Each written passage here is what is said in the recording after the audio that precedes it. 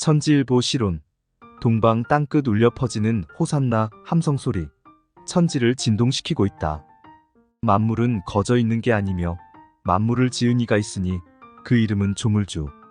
곧 우주 만물을 창조하신 창조주 하나님이시다. 이처럼 만물을 지은 이의 이름이 있듯이 지음받은 피조물 역시 저마다 이름이 있다. 그 이름은 단순히 이름을 넘어 그 이름을 가진 만물의 미래가 담겨 있으며 그 만물의 미래가 현실이 됐을 때는 이름값을 했다고 한다. 따라서 이름은 예언이며 이름값이 나타났을 때는 그 이름대로 실체가 나타났으니 성취다. 창조주 하나님을 예언과 성취의 시작과 끝, 알파와 오메가라 하는 이유가 이를 두고 한 말이다. 이에 대해 구구절절 설명하는 이유는 하나님의 이름 곧 말씀은 이룰 예언이었고 모든 예언은 이제 끝이 나고 그 이름값을 하는 실상과 실체가 나타난 성취 시대가 찾아왔음을 확인해야 하기 때문이다.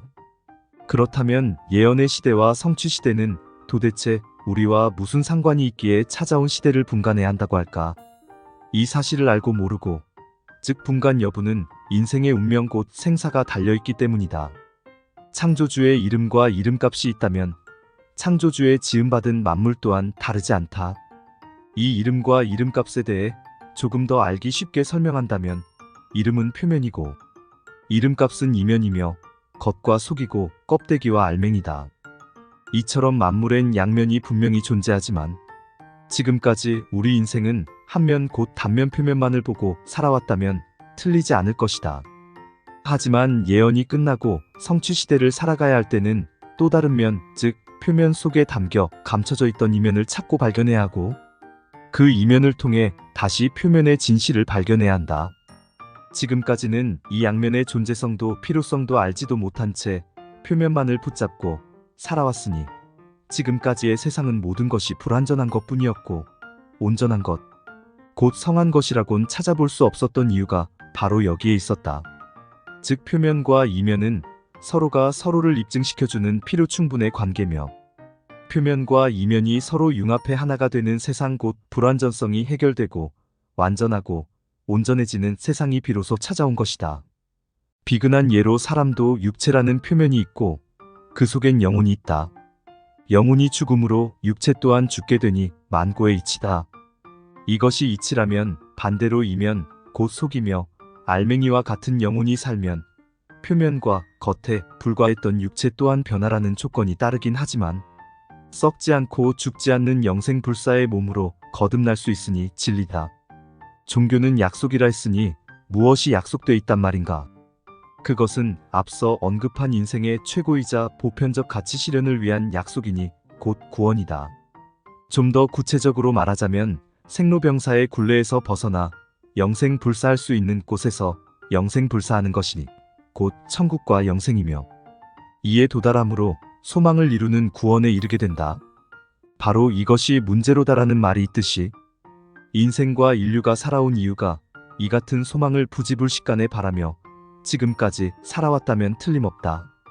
인생의 보편적 가치며 나아가 최고의 가치는 바로 여기에 있으며 이 가치 실현을 위해 우리에게 주어진 학문이 종교며 이 종교는 하나님의 이름이며 그 이름은 때가 돼 이름값을 하게 되니 계시 종교 시대다.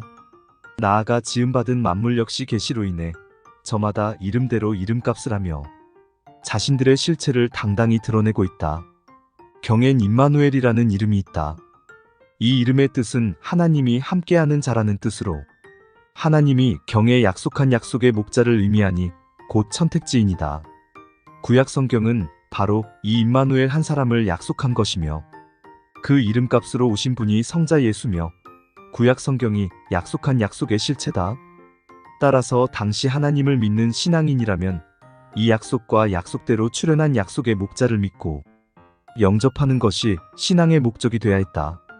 그 이유는 소망의 대상인 하나님이 그분과 함께하고 있고 나아가 당시 신앙인들을 구원할 구원자이기 때문이다. 그래서 2000년 전 그토록 유대인들이 핍박과 저주를 일삼아도 약속과 약속대로 오신 약속의 목자가 자신들을 구원해줄 구원자임을 믿었기에 예루살렘 성전에 나귀 새끼를 타고 입성하는 예수를 호산나 하면서 겉옷과 나뭇가지를 길에 펴고 큰 함성으로 외치며 맞이했던 것이다.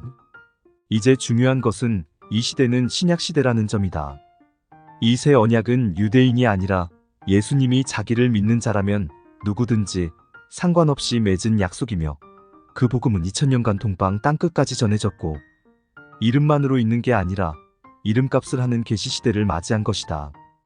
이 약속 역시 구약과 같이 예수님과 하나님이 함께 하시는 임마누엘, 곧 약속의 목자 구원자를 약속해놨음은 두말할 여지가 없다. 예수님은 새 언약 계시록을 통해 한 시대를 끝내시고 약속의 목자 곧 이긴 자와 함께 새 나라, 새 민족을 창설하고 그들을 죄에서 속량해 구원의 길로 인도하고 있다. 지금 서기동래안 동방 땅끝 대한민국 이 고을, 저 고을에서 울려 퍼지는 호산나 함성 소리는 임마누엘이신 이긴 자, 곧 약속의 목자를 믿는 자들의 간절한 호소다.